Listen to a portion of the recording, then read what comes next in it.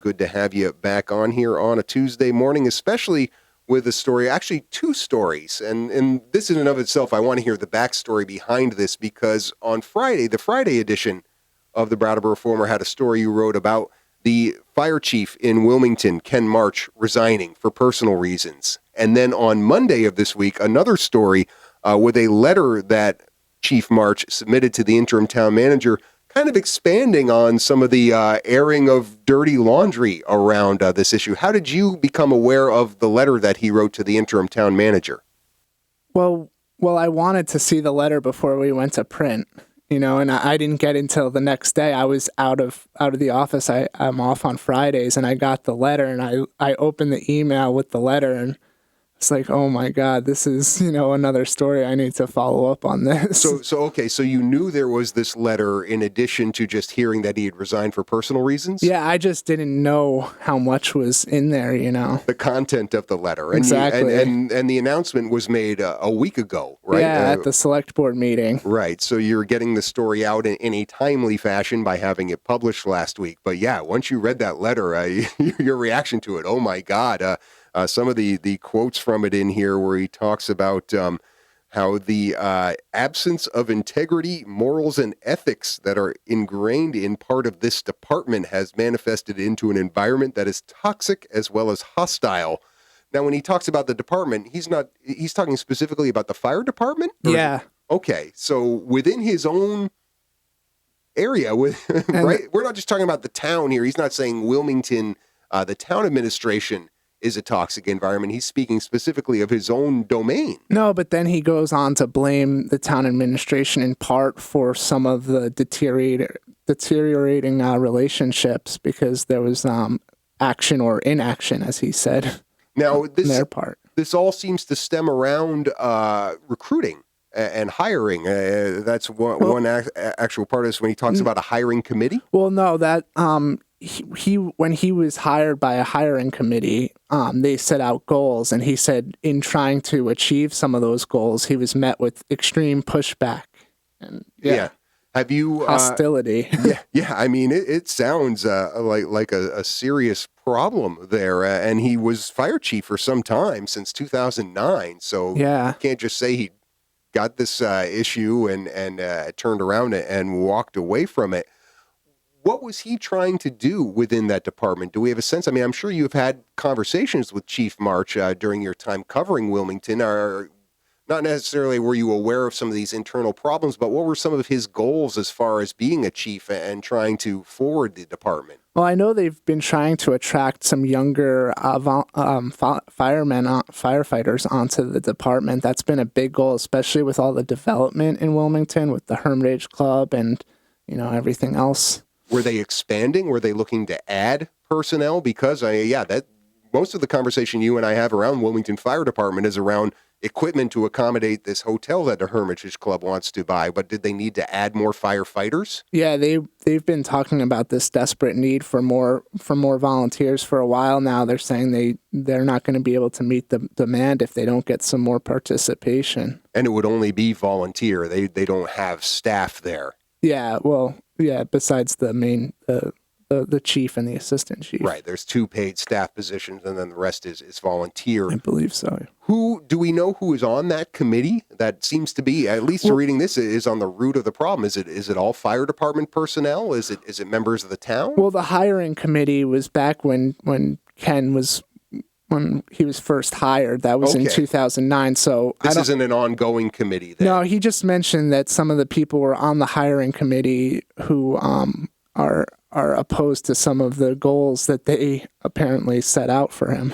So do we know who was on that committee? And it sounds to me like it's been an ongoing issue even after he was hired. Some of the people who were on that committee. I mean, if he was hired back in 2009 and this has come to a straw that broke the camel's back kind of situation here where he's resigning over it, what do we know who was on that committee, who some of these players are? No, I've tried to reach out to some of the other people I know on the department, and I haven't received calls back. So I'm just wondering if this might come out later or Right.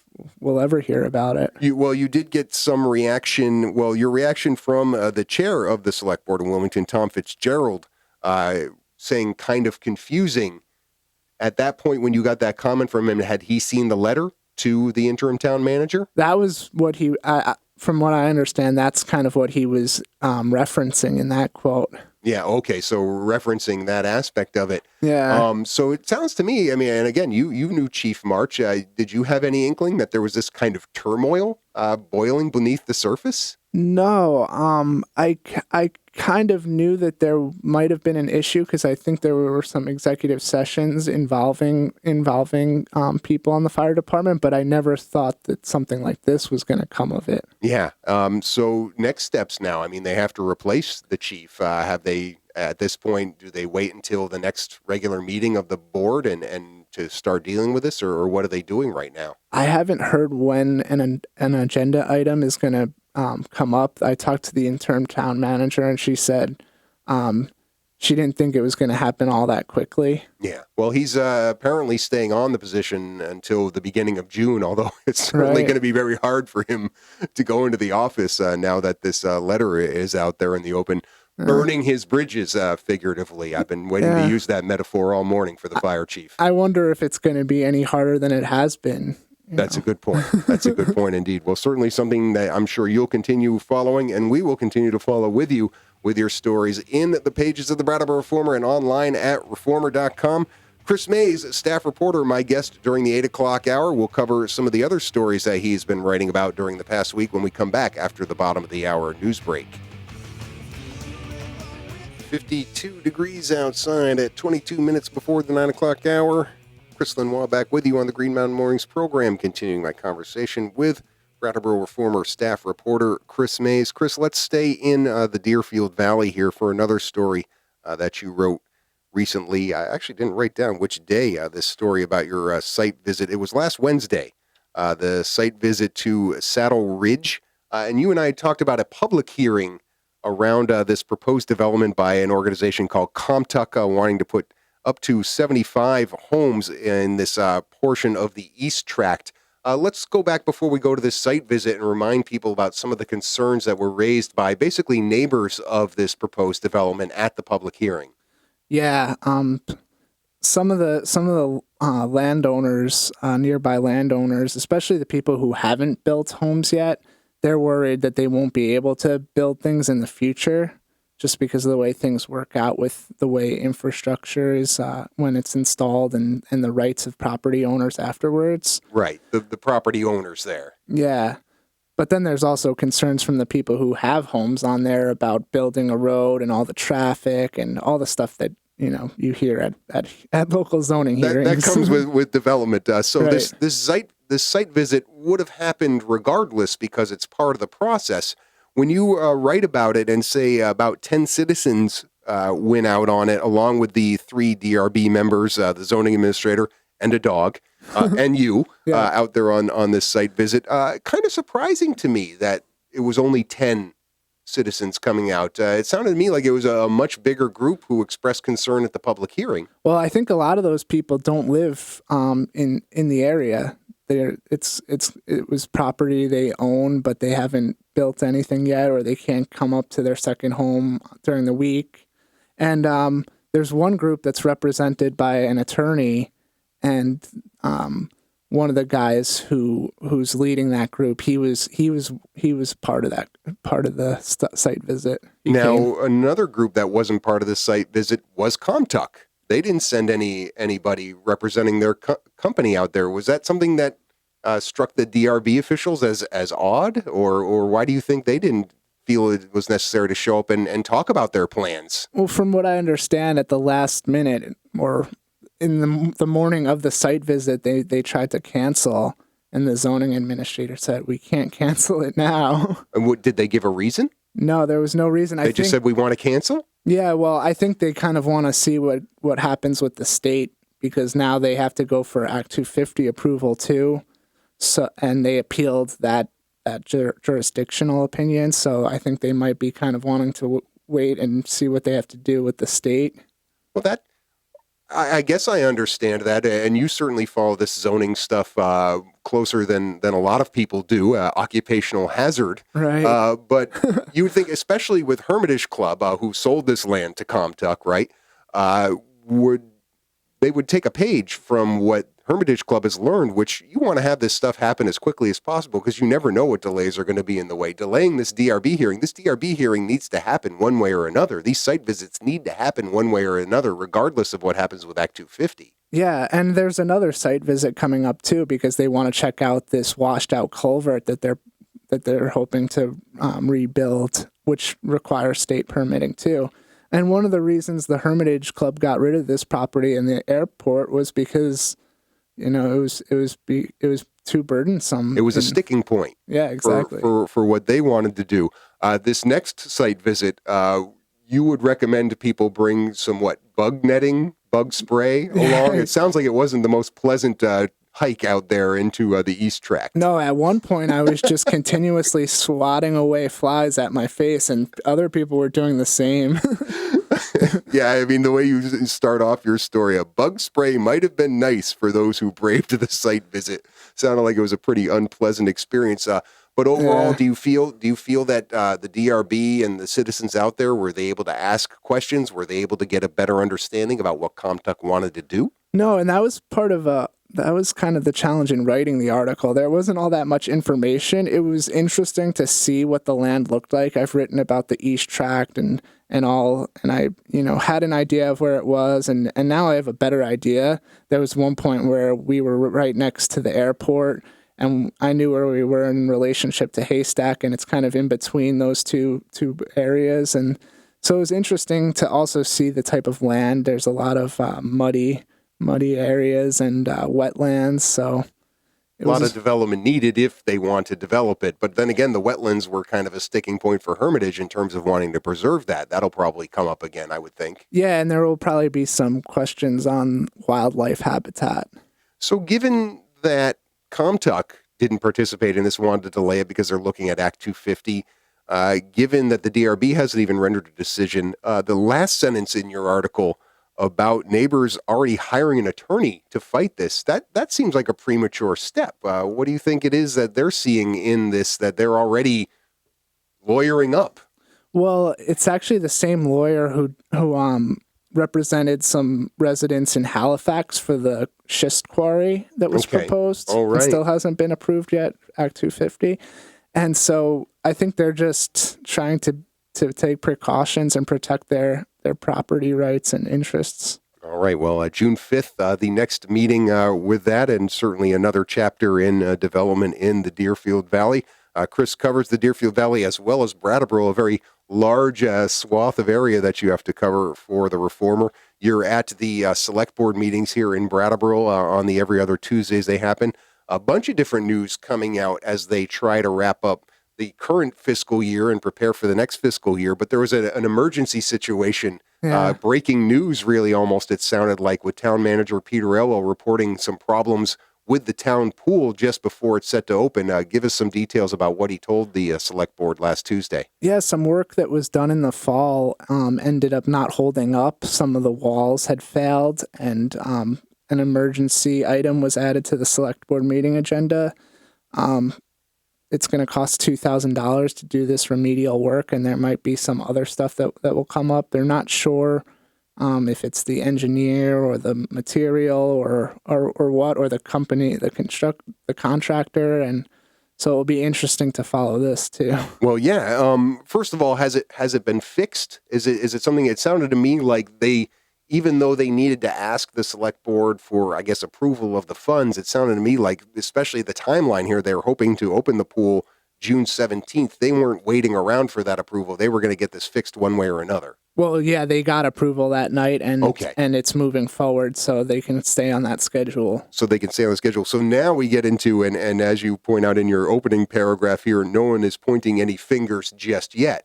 Yeah. some fingers are going to get pointed here. And you started laying out some of the possible people who are on the other side of that point. You would think, I mean, part of this, what happened here is part of the natural landscape when you talk about underground heaving because of weather fluctuations. But again, if you're a contractor, those are the kinds of things that you take consideration of, I would imagine, if you're doing projects in New England. This isn't like an unforeseen circumstance, it sounds like. Yeah, and the Parks and Rec director pointed out that when you do these renovations in phases, you might run into some problems like this because one part's, aging infrastructure while another part is brand new, and so you don't know what might happen. But the total cost of this project without this repair, is this right? I mean, as far as $175,000 was the project that G.S. Bolton of Rochester, New Hampshire, was hired to do.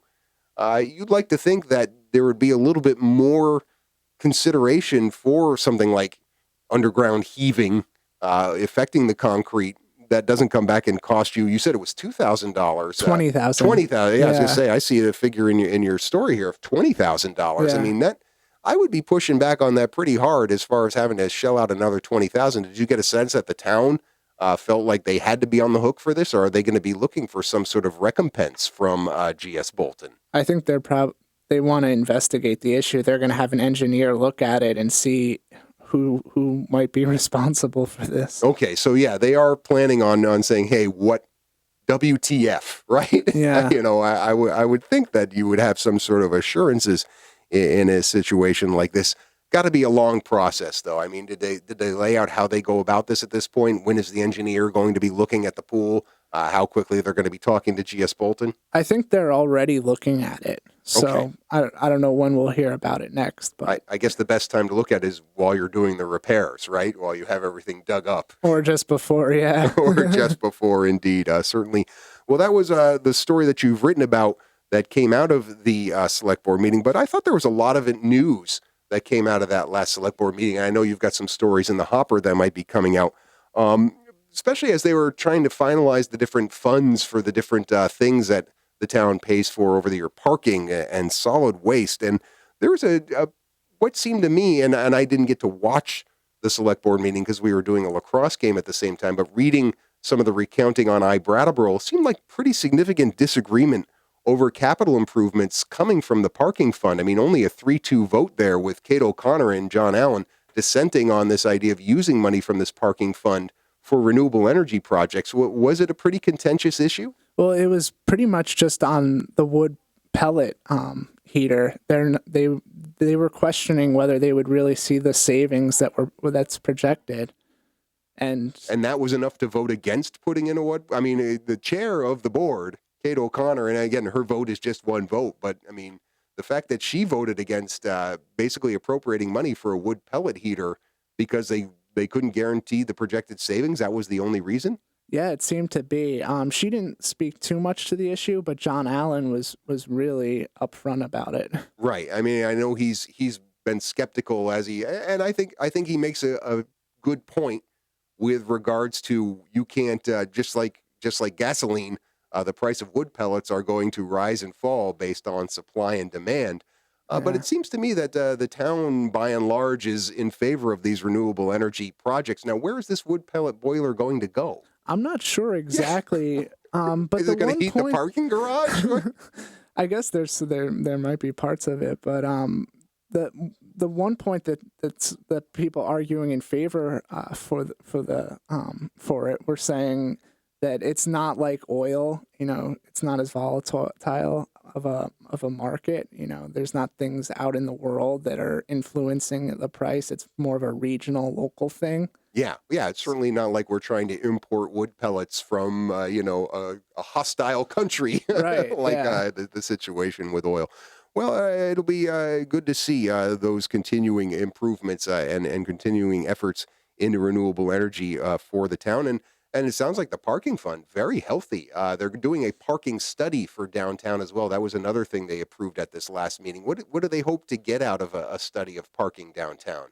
Just to see how many cars are parking downtown and what technologies they're using or which which lots are more used and all that, and then maybe they can make improvements based on that. Yeah, I think that's great information for people to have. I know that the building of the parking garage back when it was built was a big controversial issue here in town, but I think it's done a lot And they to have help parking. Yeah, and they haven't done a study since that garage was built. So Right, yeah. right. So definitely a good time to do it. Now, the other fund they approved, the solid waste fund, and they had to transfer money from the general fund in order to meet the budget for the coming fiscal year anticipated. This is because its pay-as-you-throw bag revenues are down. Did they talk Yeah. at all about the reasons why those revenues from the pay-as-you-throw bags are lower than they anticipated? Well, I think because a lot of people might have bought them earlier than expected. There was a point where people were buying it more rapidly than they expected, and now it's kind of slowed down. So Because there's also the other, I mean, there is the fact that, yes, people are doing everything they need to do to recycle and compost in a responsible way. But the other aspect of this is, are people ignoring the whole pay-as-you-throw mandate, and are they just doing illegal dumping? It didn't sound like that was part of the conversation. no, and they've always talked about how composting is also going up too. So it's to the good in that regard. It's the revenues are down not because people are ignoring the law here, but because they're complying with the law. It sounds like. yeah, no, there was no negativity about this at all. Yeah, I mean, obviously, you want to make the revenues that you want to make, but I think again, when you're talking about the waste management and waste disposal aspect of it, it seems to be a good story versus a cause for concern for the town. So, good stuff there. We're quickly running out of time, but I did want to just call everybody's attention to a story that you have in this morning's paper because it is going to be a pretty significant stoppage in traffic through Guilford here. They're about to start this Guilford Bridge Project and give some details on that. Yeah, if you've been over in that area recently, you might see some of the parts to the new bridge sitting right next to it. They're hoping to start on July 10th and have a closure of about 28 days. And this is closure of Route 5. Basically, you're not going to be able to get, once you get to the center of Guilford, to the other end, whether you're going to Vernon via Tyler Hill Road or want to get into Western Massachusetts, it's just going to be impassable at that point, right? Yeah. Yeah. So this informational meeting Thursday, 6 p.m. at the Guilford Community Church, 6:30 p.m., excuse me if I said 6:30 p.m. at the Guilford Community Church. What are they going to discuss there? The two different routes. There's a local route and there's a, public traffic or yeah. Okay. They're pretty confident that this is going to take less than a month to do. I mean, you're talking about a pretty major route for people. They're using an accelerated bridge program, which means that they're going to put all the pieces together beforehand. So a lot of the work is going to be done before, they're not going to be waiting to get there to do it. They're going to bring it there and it's all going to be done in a fast, efficient way, I guess. Is that what they did for the William Street Bridge there too? I mean, they talked about that being, they did that on a pretty aggressive timeline, although I don't think it was 30 days. I think it took the whole summer, but I remember them talking about that being a fast project as well. Was that a similar kind of prefab and install situation? I can't remember. Yeah, I can't remember either, but that's great news. I certainly hope that it doesn't take as long as, say, the I-91 bridge, considering there's no other way to get from one part of Guilford to the other. Now, you're having a busy day today as well with an Act 46 meeting over in the Deerfield Valley tonight. Talk a little about what the next steps are over there for school consolidation. Yeah, the Twin Valley district is going to be talking about consolidating the Wilmington and Whitingham districts, which are currently separate right now, but they act as one, as Twin Valley, and they're going to combine if the merger is approved next week. So there's a meeting tonight at the elementary school in Wilmington at 7, and there's one in Whitingham at the middle high school at 7 on Thursday. And the vote is next week on Tuesday? I think it's Monday. No, that's Memorial Day. It's not going to be on Monday. Yeah. I think it must be Tuesday. Tuesday then, indeed. Yeah, everybody coming back who aren't home going to go and vote, hopefully, on that very important issue. Always good to talk to you about this stuff, Chris. Thanks for your time this morning. Yeah, thank you. All right, and that just about does it for this edition of the Green Mountain Mornings program. Good information from Chris, and you can find those, articles online at reformer.com. Want to thank Chris Mays of the Brattleboro Reformer, as well as the folks from Brattleboro Community Television for coming in and filming our conversations each and every week. Also want to thank the folks who joined me earlier in the program today, Advocate Sherry of the Women's Freedom Center and Congressman Peter Welch. All these segments available as podcasts later on at WKVTradio.com. Tomorrow on the program, Fish in the Morning, talking about his column in the Wednesday Reformer, and Latches of Strolling of the Heifers, and a look into Kidlit with Kirsten Cappy of Curious City. Stephanie Miller Show coming up next on WKVT 100.3 FM and AM 1490. Have a great day, everybody.